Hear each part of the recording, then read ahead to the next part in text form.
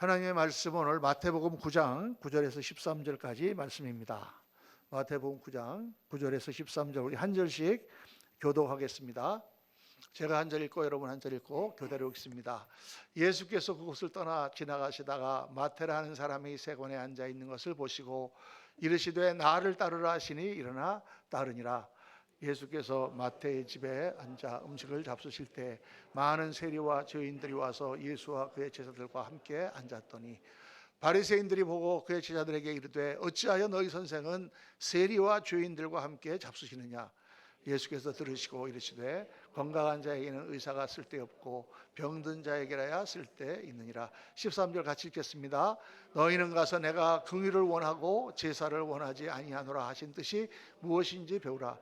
나는 의인을 부르러 온 것이 아니요 죄인을 부르러 왔노라 하시니라. 아멘.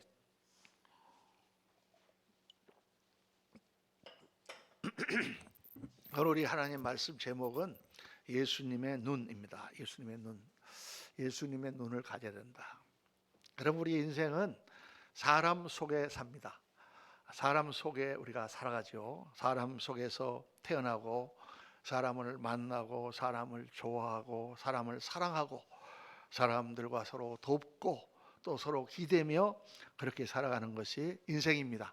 그런데 또 한편으로는 사람을 미워하고 사람 때문에 상처받고 사람 때문에 괴로워하고 사람과 싸우며 그렇게 살아가는 것이 인생입니다. 사람이 없으면 우리는 금방 외로워서 견디지를 못하지만 또 사람이 조금 살다 보면 금방 서로가 실증이 나고 또 견디지 못하는 것이 우리 인생입니다. 쇼펜하우라고 하는 철학자가, 그 사람은 예수를 믿지 않는 사람인데도 유명한 말을 했습니다. 인생이란 뭐냐? 마치 북극의 빙하 속에서 겨울밤을 나는 그러한 고슴도치와 같다 그랬어요. 그 북극의 찬바람이 몰아치는 그 북극의 빙하 위에서 고슴도치 떼가 있는데 너무 추우니까 서로 끌어안아야 되는 거예요. 그래서 서로 체온을 보존하려고 끌어안으면 그 자기의 고슴도치의 그 가시 때문에 따가우니까 확 떼어졌다가, 그래서 이제 떨어졌다가 또 추우니까 또 어쩔 수 없이 다시 끌어안고, 또 끌어안으면 또 따가우니까 또 떨어지고, 그렇게 밤새도록 붙었다 떨어졌다를 반복하며 살아가는 그런 것이 인생이다, 이렇게 얘기했어요. 저는 그 말을 여러 번 인용했습니다만은 참 맞는 말이라고 생각해요. 그렇죠. 우리가 사람이 없으면 외롭고 사람하고 같이 살면 좋고 사람하고 살면 행복한데, 그렇게 하는 사람이 때로는 믿고 때로는 힘들고 때로는 상처받는 것이 우리 인생이에요. 오늘 우리가 말씀을 보면서, 오늘 말씀은 우리 유명한 예수님께서 그 제자 마태를 부르시는 장면이죠. 오늘 이 말씀을 이렇게 묵상하면서 어떻게 하면 우리가 이 사람들 가운데 하나님의 은혜로 가득 찬 삶을 살아갈 수 있을까 하는 그 비결을 배울 수가 있습니다. 오늘 말씀을 여러분 잘 들으셔야 돼요. 정말 오늘 말씀은 중요한 말씀이고, 이 사람들 속에서 우리가 하나님의 은혜를 계속 받고 서로 간에 상처 주고 서로 간에 따가운 그러한 우리 인생들 가운데서 어떻게 우리가 은혜의 삶을 누릴 수가 있는가 하는 그 비결이 오늘 말씀에 나와 있습니다. 오늘 말씀은 예수님께서 마태를 부르시는데, 예수님의 제자들은 정말 세상에서 별 볼 일 없는 사람들이었습니다. 뭐 세상에서 조금 똑똑한 친구도 있고 그런 친구들도 있지만은 그저 세상에서는 뭐 그렇게 내세울 것이 없는 그런 어떻게 보면은 하층 계급의 그런 사람들을 다 예수님이 친제자로 삼으셨어요. 그런데 그렇게 제자들을 삼으신 가운데서도 이 마태를 제자 삼으신 것은 굉장히 사람들에게 충격을 줬습니다. 왜 충격을 줬냐면 이 마태는 바로 세리였기 때문이에요. 세리. 이 성경에 나오는 이 세리가 도대체 뭐냐? 이 세리라는 우리는 성경에 세리와 창기, 오늘은 세리와 죄인 이렇게 얘기했는데, 그 죄인은 바로 여자, 창기, 거리의 여자들을 말해요. 그러니까 죄인들, 가장 그 사람들이 죄인이라고 생각하는 사람들 가운데 붙어 다니는 이름이 세리입니다. 근데 세리는 공부도 많이 하고 그 당시에 공무원으로 뽑혀서 세금을 걷는 사람들인데, 왜 세리가 그렇게 욕을 먹느냐? 그 당시에 역사적인 상황을 보면 그 당시에는 로마가 지금 와서 지배를 하고 있는 상황이에요. 이스라엘 백성들은 자기 민족의 자기 나라를 갖지 못하고 로마 제국의 지배를 받는데, 로마 사람들이, 제국 사람들이 이 자기들의 점령지에서 세금을 좀 잘 걷어야 되겠는데 반발이 없어야 되잖아요. 그러려니까 자기들이 직접 세금을 걷으면 보나마나 반란이 일어나고 저항할 테니까 그 민족들 가운데서 관리들을 뽑은 거예요. 똑똑한 사람들 뽑아가지고 그 사람들에게 예를 들어서 세금을 20%를 내야 된다 그러면 너희들 세금을 20% 걷어서 10%만 상납을 하고 나머지는 다 너희가 가져. 이렇게 제도를 만들었어요. 그러니까 이 세리들이 어떻게 하겠습니까? 법이 허용하는 범위 내에서 그냥 최대한도로 걷어가지고 그래서 자기들이 일정 부분을 상납하고 나머지는 자기들이 다 갖는 거죠. 그러니까 굉장히 아주 뭐 유능하다 그러면 유능하고 세상에서 잘 사는 사람일지 모르지만 유대 민족들은 그 사람들을 볼 때 저게 완전히 매국노예요. 우리 옛날에 일제 강점기 때 우리나라 조선 사람으로서 일본의 뭐 형사 고등기 형사 막 이런 데 들어가서 같은 독립운동가라든가 뭐 이렇게 같은 민족들을 막 착취하는 거하고 똑같은 개념이죠. 비슷한 개념이에요. 그러니까 그 유명한 요세푸스라고 하는 학자가 쓴 그 역사책에 보면은 그 당시에 사람들이 그 세리를 어떻게 여겼느냐, 동족들의 피를 빨아먹는 기생충이다, parasite 영어로 기생충이다 이렇게 딱 거기 기록이 되어 있어요. 그래서 사람들이 지나가면은 앞에서는 뭐 그 사람들이 세금을 걷는 그런 권세가 있으니까 꼼짝 못하지만 지나가고 나면 뒤에서 침을 뱉고 저런 나쁜 놈들 이렇게 생각하던 사람들이 바로 세리다 그 말이에요. 아주 그냥 사람들이 굉장히 미워하는데 예수님이 오셔서 그 사람들과 같이 잡수시고 그 사람들과 같이 교제하시고 그 사람들을 제자로 삼으시는 거예요. 이 이스라엘 사람들에게 잡수신다라는 것은요 특별한 의미입니다. 우리도 마찬가지죠. 같이 밥을 먹는다 그러면은 친한 사이잖아요. 막 불편한 사람하고 밥을 잘 안 먹지 않습니까? 근데 그 당시에는 더해요.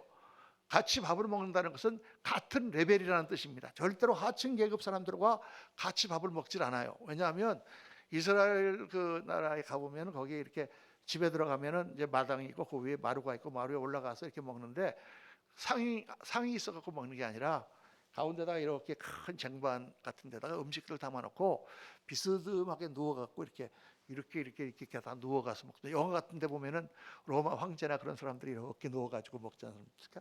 그렇게 누워서 식탁을 같이 대하기 때문에 엄청 친한 사람 아니면은 그렇게 할 수가 없는 거예요. 그러니까 그런 개념이니까 세리와 창기들과 함께 밥을 같이 먹는다? 이거는 말이 안 되는 얘기죠. 선지자가 백성들에게 하나님의 말씀을 가르치고 하나님의 사자라고 하는 사람들이 어떻게 그 죄인들과 함께 그렇게 같이 먹을 수가 있느냐?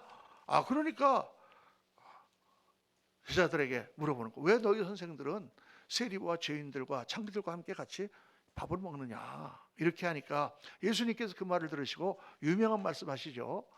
건강한 자에게는 의사가 쓸데없고 병든 자에게라야 쓸데있느니라. 나는 의인을 부르러 온 것이 아니요 죄인을 부르러 왔노라. 유명한 말씀입니다. 건강한 자에게 병원이 필요 없잖아요. 의사가 필요 없잖아요. 병든 자에게라야 병든 자가 병원에 가서 의사를 만나는 거 아니겠어요? 그것처럼 예수님은 죄인들을 구하러 오셨다. 그 말씀을 하시는 거예요, 여러분. 근데 이 말씀을 얼른 들으면 이상하게 느끼는 것이 의인을 부르는 것이 아니라 죄인을 부르러 왔다. 그러면 뭐 우리가 의인이 될 필요가 없다는 말인가? 우리가 뭐 착하게 살 필요가 없단 말인가? 죄를 더 많이 지어야 예수님을 만난다는 말인가? 이렇게 생각될 수가 있잖아요. 그런데 이 말씀은 그런 말씀이 아니죠. 우리가 지금 다 죄인이다 그 말이에요. 죄를 깨닫고 주님 앞에 나와야 되는데 지금 예수님이 죄를 사랑하신다는 말이 아니고 죄인을 사랑하신다는 거죠. 의사가 병을 사랑합니까? 병을 사랑하는 게 아니죠. 병이 든 환자들을 사랑하고 고치는 것이죠. 똑같이 예수님이 지금 그 말씀을 한 거예요. 그래서 오늘 이 본문 말씀을 우리가 쭉 읽으면서 예수님 마태를 부르시는 장면을 우리가 보면서 정말 은혜의 삶을 살기 위해서 꼭 깨달아야 될 세 가지를 여러분과 함께 묵상하려 합니다. 우리가 은혜의 삶을 살려면 어떻게 해야 되느냐? 첫 번째가 내가 죄인임을 자각해야 돼요. 내가 죄인임을 인정해야 됩니다. 하나님 앞에 내가 정말 절망적인 죄인이었는데 예수께서 나를 위하여 죽으시고 나를 구원하셔서 하나님 자녀 삼았다는 이 사실을 잊어버리면 안 됩니다. 절대 잊어버리면 안 돼요. 건강한 자에게는 의사가 필요 없습니다. 내가 의롭다고 생각한 순간 우리는 예수님이 필요 없어지는 거예요. 내가 죄인이기 때문에 예수님이 내 죄를 사해 주시는 그분이 계신 거예요. 내가 의롭다고 생각하는 순간 나의 의가 나를 지배하게 되고, 나의 의가 나를 지배하는 순간 그리스도의 은혜가 사라져 버립니다. 그래서 우리가 다른 사람을 판단하고 우리가 자기 의에 빠져서 우리가 사람들과 관계가 나빠지는 거죠. 예수님을 만날 때 내가 나의 의를 가지고 있는 사람은 예수님 만나기 어렵습니다. 그래서 예수님 만나기 정말 어려우신 분들이 어떤 분이냐면 세상에서 법 없이 살 수 있는 분, 착하신 분, 남을 도와주기를 좋아하는 분, 이런 분들은 예수님 믿기가 너무 어려워요. 왜냐하면 자기가 볼 때 교회 다니는 사람보다 자기가 더 착하거든요.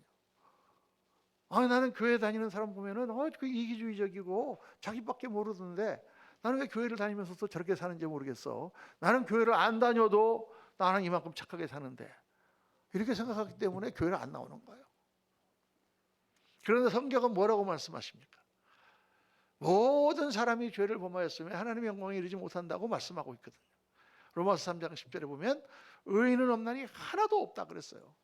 내가 다른 사람들보다 더 착하게 사는 것 같고 조금 더 좋은 마음을 가지고 있는 것 같지만 본질적으로 나는 이기주의적인 자기중심적인 성향을 가지고 있는 죄인이라고 성경은 말해요. 모든 사람이 그렇다는 거예요. 모든 사람이. 정도의 차이는 좀 있을지 몰라도 여기 서 있는 저나 우리 앉아 있는 장로님이나 여러분 모두가 다 하나님 앞에는 죄인일 수밖에 없다고 성경은 말씀하고 있는 것입니다. 그래서 모든 사람이 예수님이 필요한 거죠. 이 문제를 어떻게 해결하느냐? 내가 죄인이 내가 아무리 내 스스로를 선하게 만들려고 해봐도 내 안에 있는 자기중심적인 그러한 나의 욕망과 나의 그 본성은 사라지지 않는다는 거예요. 수많은 사람이 증거를 했습니다. 그렇게 자기들이 해봤는데, 수도를 해봤는데 안 되는 거예요. 우리는 본질적으로 죄성을 가지고 태어난 존재라는 거예요.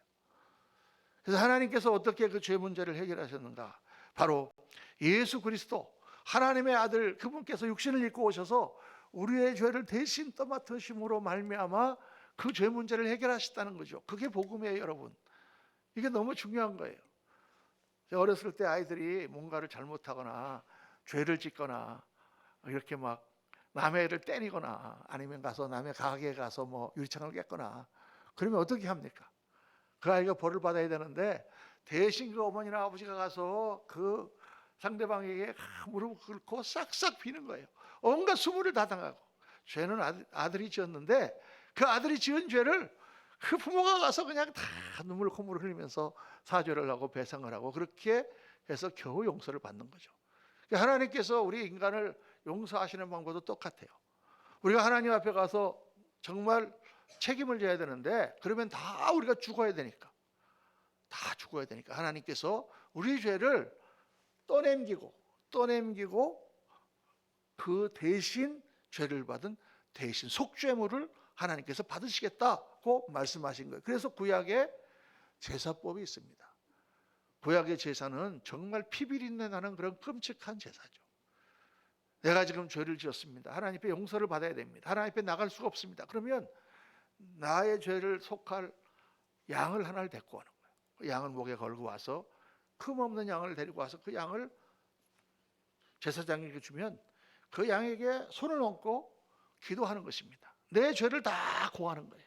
하나님 앞에 내 모든 죄를 다 고하면 하나님께서 그 죄를 양이 대신 뒤집어 쓰게 그렇게 하겠다고 약속을 하셨어요. 여러분, 내가 죄를 졌는데 그걸 내가 져야지 왜 양이 그걸 뒤집어 씁니까? 나는 무책임한 사람이잖아요. 그런데 그렇게 하라고 하나님이 하셨어요.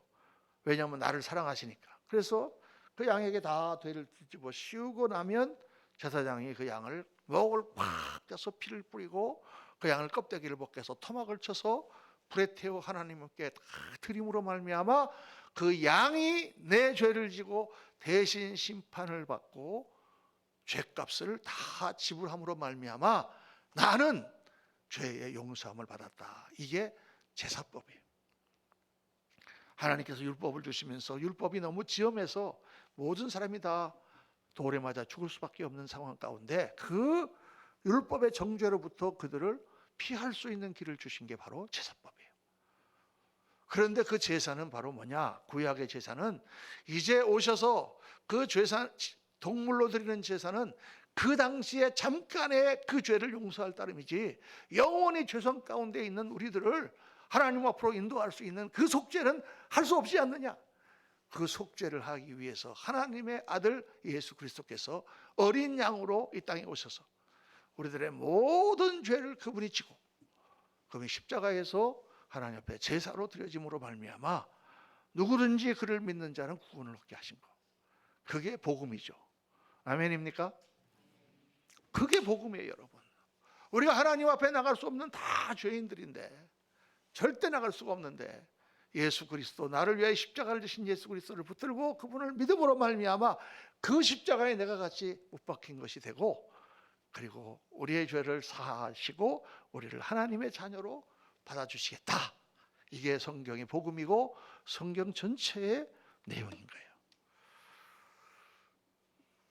그래서 이 죄의 문제라고 하는 것은 예수님을 만나기 위해서 반드시 깨달아야 하는 그런 제목입니다. 자기 자신이 죄인이라고 깨닫지 않는 사람은 예수님 만나기가 너무 힘들어요.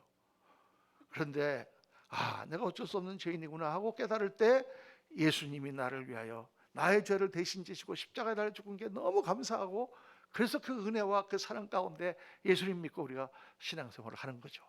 할렐루야.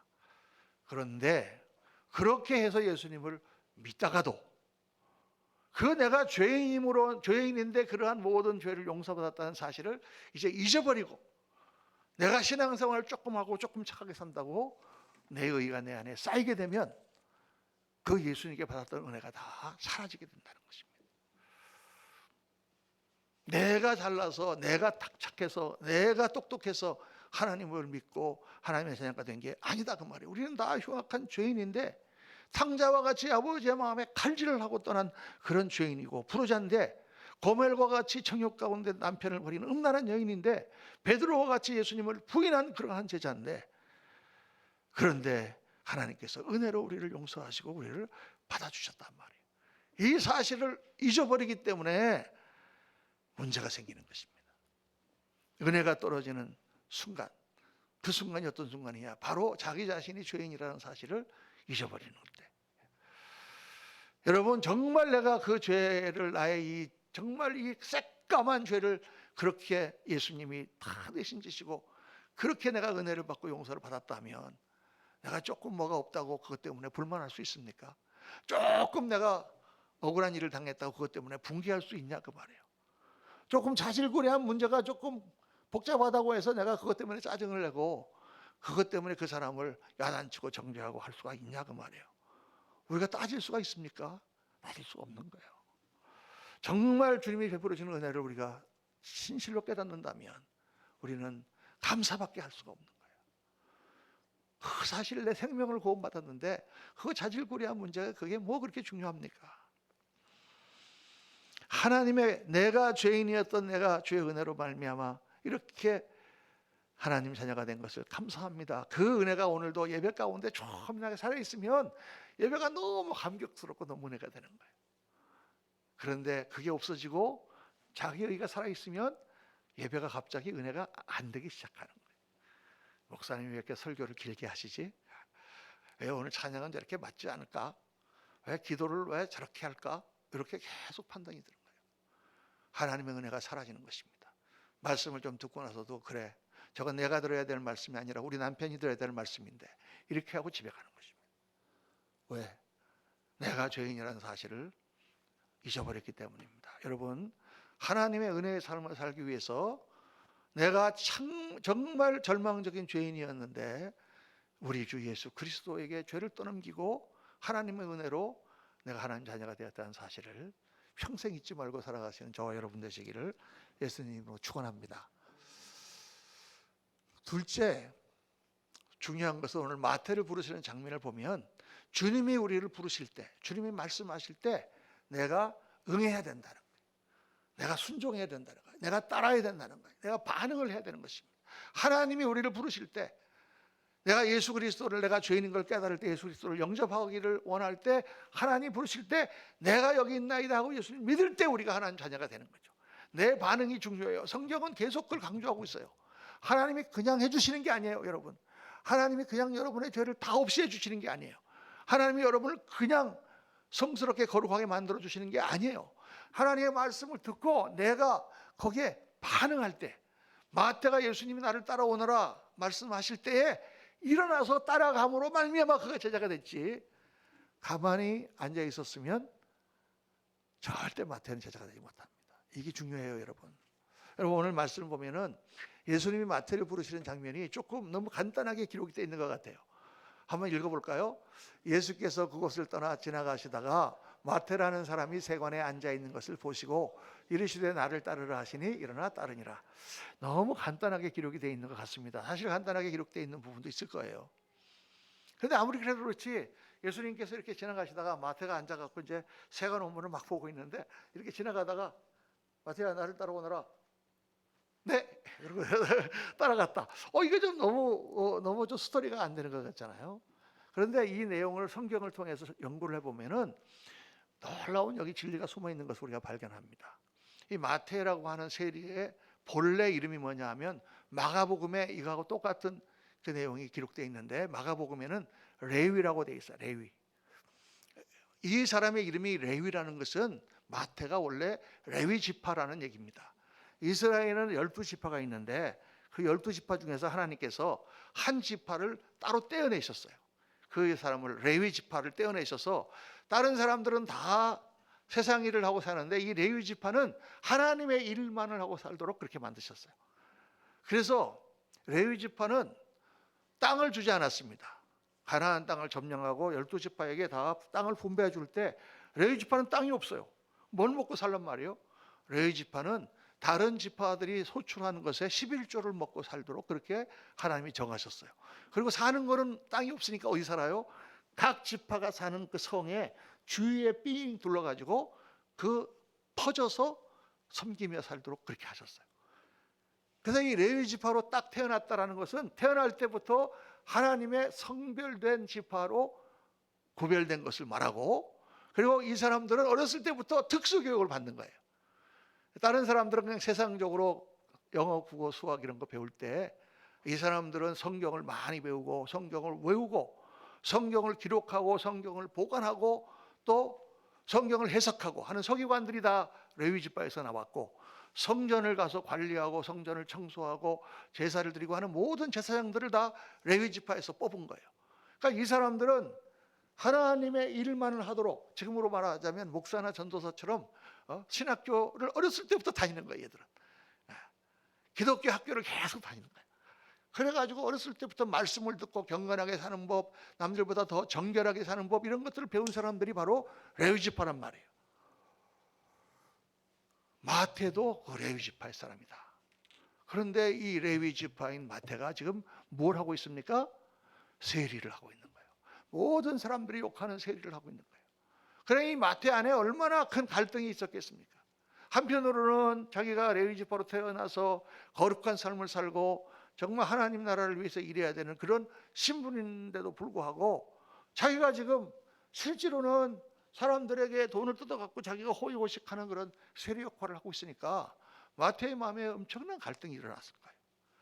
그러던 마태에게 어느 날 예수라고 하는 선지자의 소문이 들려왔습니다. 예수라고 하는 선지자가 나타났는데 그는 하나님 나라를 전파하고 그는 맹인의 눈을 뜨게 하고 기목일의 귀를 열게 하고 죽은 자를 살리는 능력을 가진 그런 하나님의 선지자인데, 많은 사람들이 그가 우리가 기다려왔던 바로 메시아, 우리의 구원자가 바로 그분이라고 따르고 있다. 그 말을 듣고 마태도 거기 앉아서 한번 내가 가서 예수님을 보고 싶은 생각이 있었겠어요, 없었겠어요? 많이 있었죠. 마태가 그 소문을 들었을까요, 못 들었을까요? 다 들었죠. 안 들은 사람이 없죠, 그 당시에. 그랬는데 차마 거기 가지를 못하겠는 거예요. 왜? 자기의 죄가 너무나 진하기 때문에. 자기 같은 세리가 거기 가서 예수님 말씀 들으면 사람들이 어떻게 자기를 보겠냐, 그 말이에요. 그런데 어느 날 그 예수님이 자기 마을에 오셨다는 소리를 듣습니다.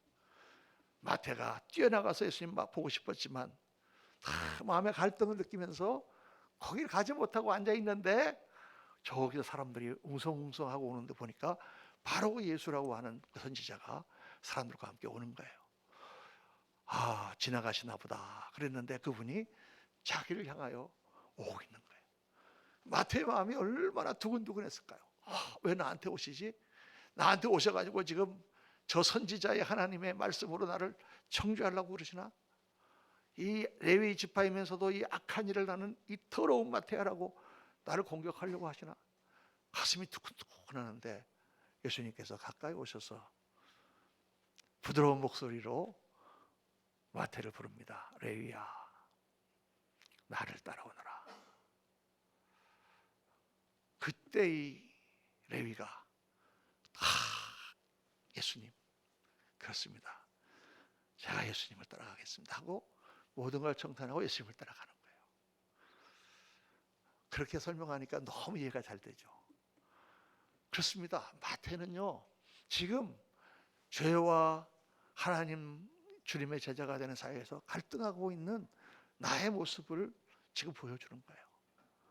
정말 예수님을 따라 살고 싶은 마음이 없는 건 아닌데 한편으로는 죄의 유혹과 세상의 그런 욕심들과 세상에서 누리고 싶은 모든 것들이 나를 잡아끌고 있는 거예요. 그 가운데서 방황하고 있을 때 여러분을 부르시고 주님께서 오늘 말씀하시는 거예요. 레위야, 나를 따라오너라. 그때 마태가 벌떡 일어나서 주님, 제가 주님을 따르겠습니다. 그렇게 고백하고 주님을 따라갈 때 그 순간이 바로 마태의 인생의 혁명적인 순간이고 세리 마태가 성자 마태로 변하는 바로 그 전환점이었다는 거예요, 여러분. 그 결단이 중요한 것입니다. 저는 정말 그 결단의 순간은 하나님의 은혜예요. 저도 세상에서 살다가 세상에서 정말 살면서 교회를 집사람 다니면서 그렇게 다니다가 어느 날 하나님이 살아계신다는 사실을 깨닫게 되고 그분이 정말 나를 구원하셨다는 사실이 깨닫게 됐을 때 그때 주님께서 저를 부르셨어요. 그런데 정말 그렇다고 해서 내가 이걸 다 끊고 내가 그렇게 좋아하던 술을 다 끊고 그 모든 것을 끊고 내가 앞으로는 이제 저 성경 제끼고 저렇게 다니는 저런 교인이 되야 된단 말인가. 정말 갈등이 이렇지만 그때 하나님께서 나를 불러주신 내가 너무 감사해서 제가 벌떡 일어나서 그래요. 주님, 제가 주님을 따르겠습니다. 그 순간이 저를 변화시킨 것입니다. 술주정뱅이고 매일 싸움만 하면서 살던 그런 죄인인 문형준을 목사 문형준으로 만들어주신 계기가 되는 거예요. 여러분, 어느 사람이든지 우리 인생에 예수님께서 그렇게 부르시는 순간이 오는 것입니다. 오늘 이 순간 여러분은 부르고 계시는지 몰라요. 그렇게 부르실 때 주님, 내가 여기 있습니다 하고 주님을 따라 일어서는 그 반응, 그 응답, 그 순종 가운데 하나님의 역사가 일어난다는 거예요. 그걸 하지 않고 있으면 어떻게 되는가? 여러분, 마태가 이 순간 딱 그렇게 주님을 따라가지 않고 그래도 그렇지, 내가 이 세리 이거 돈 잘 버리는 이 잡을 내가 어떻게 그만두느냐고 그냥 주저앉아 버렸다면 마태는 어떻게 됐을까요? 마태복음이라는 책이 이 땅에 나타나지도 않았을 것이고, 그리고 그는 더러운 세리로 평생 살다가 멸망 가운데 빠져버리고 말았을 것입니다. 더럽고 고추한 죄에서 헤어나오지 못하고 거기서 인생을 마쳤을 거예요. 치욕스러운 인생을 마쳤을 거예요. 그러나 그때 주께서 부르실 때 정말 내가 여기 있습니다 하고 일어났기 때문에 그때부터 주님은 그를 변화시키시고 그를 성자 마태복음을 기록한 마태, 세례요한성이 하늘에서 내려올 때 12기초석에 그 이름이 찬란하게 기록되어 있는 영광의 마태로 변화시킨 거예요, 여러분. 그래서 이 마태는 늘 책에다가 크게 썼어요. 세리 마태. 다른 복음서에는 다 그냥 마태가 나오는데 이 마태복음에만은 세리 마태. 나는 세리였습니다. 나는 정말 악한 자였습니다. 그러나 하나님의 은혜로 내가 이렇게 예수님의 제자가 되었습니다. 이 마태라고 하는 뜻이 하나님의 선물, 하나님의 은혜라는 뜻이에요, 여러분.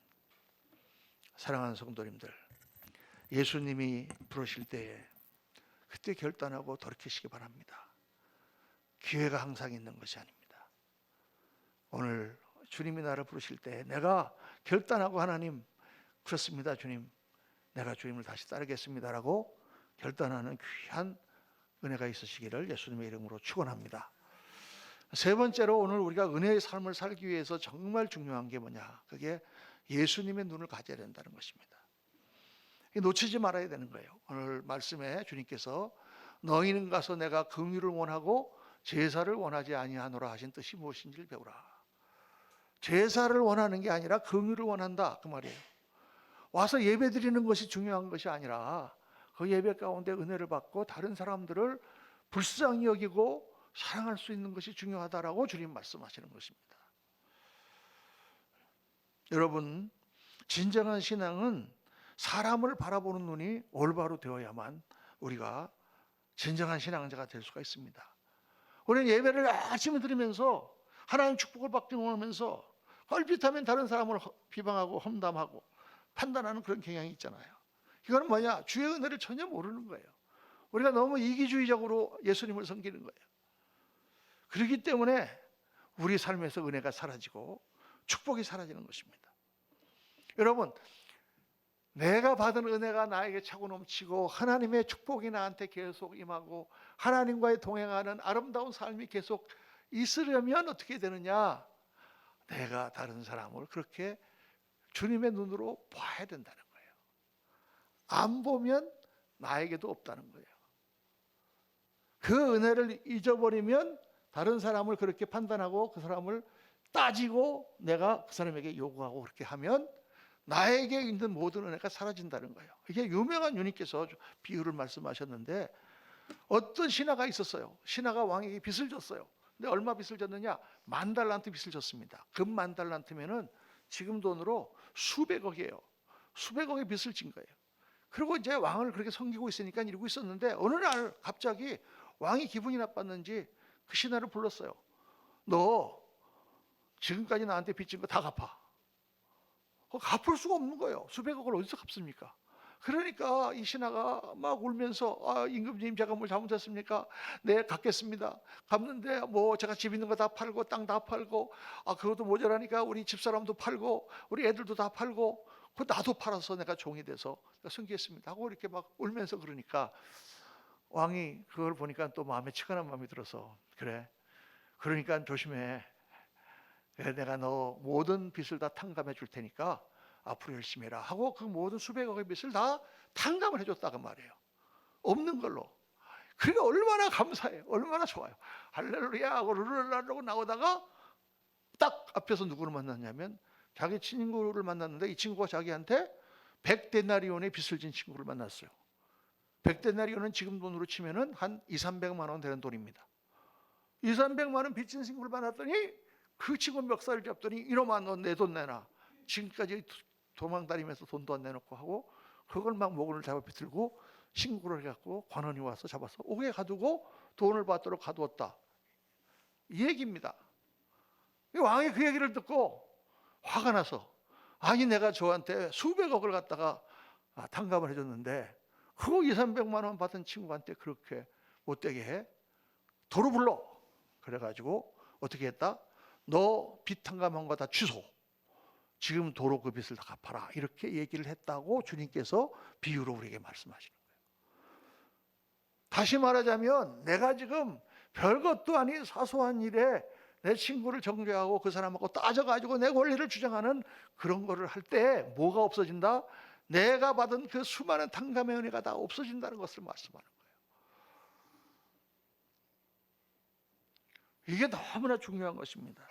주님께서 계속 그 말씀을 하세요. 은혜로 충만한 삶을 사는 비결이 뭐냐?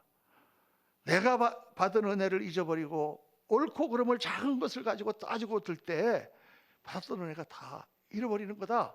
예수 믿는 사람들은 그래서 옳고 그름을 따지는 그런 삶을 더 이상 살지 않는 사람들이에요. 여러분. 옳고 그름을 따지고 있는 동안은 우리가 계속 공부합니다. 그러면 뭐 목사님 우리는 그럼 맨날 손해만 보고 살란 말입니까? 맨날 뭐 살면서 그러면 계산도 하지 말고 살란 말입니까? 그런 말이 아니에요. 때로는 내가 억울한 일을 당하고 때로는 내 사랑하는 사람들로부터 상처를 받았을 때 그걸 너무 따지지 말라 그 말이에요. 왜? 주님께 받은 은혜가 너무 크니까. 요셉을 한번 생각해 보세요, 여러분. 요셉이 보디발 밑에서 굉장히 인정을 받고 정말 종으로 왔다가 그 호위대장의 모든 재산을 관리하는 사람이 되지 않았습니까?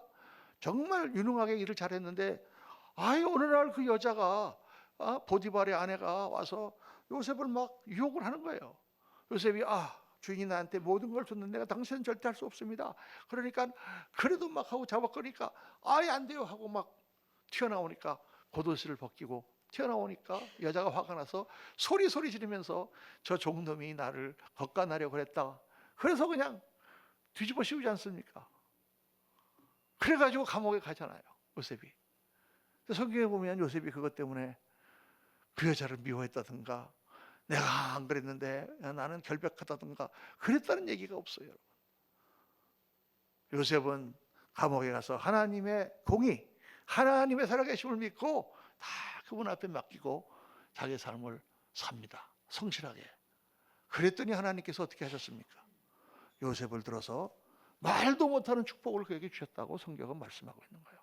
성경에 원수 갚는 것이 내게 있다고 말씀하시면서 내가 너에게 그 말을 하는 것이 원수를 위한 것이냐라고 물어보십니다. 원수를 위해서 내가 그렇게 얘기한 거냐? 아니다 그 말이에요.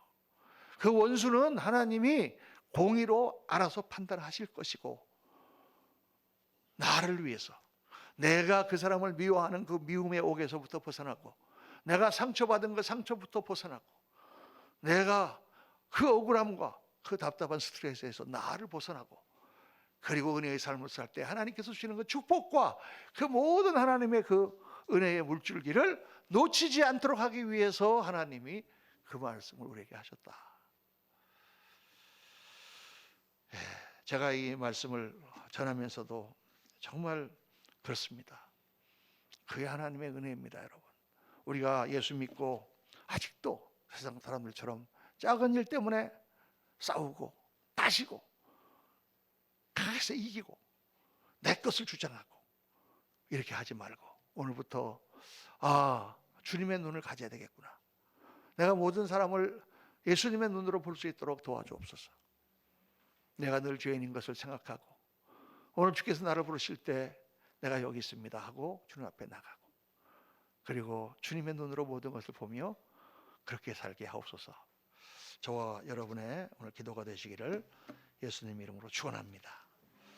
이 시간에 우리 같이 한번 찬양을 하고 기도하는 시간을 갖겠습니다. 오늘 찬양은 그럼에도 불구하고라는 찬양입니다.